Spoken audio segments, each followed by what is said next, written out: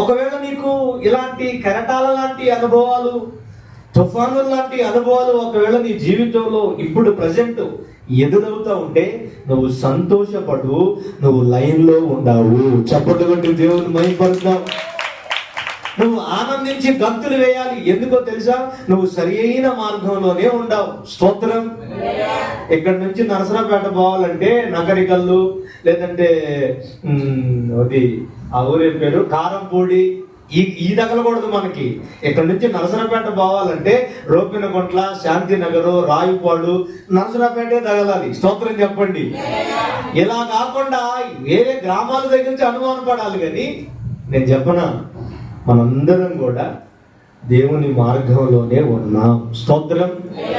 ఇలాంటి అనుభవాల గుండా ఒకవేళ నువ్వు నడిపించబడతా ఉంటే దేవునికి స్తోత్రం, నువ్వు సరైన మార్గంలోనే నడిపించబడుతున్నావు. ఆమేన్, ఆమేన్.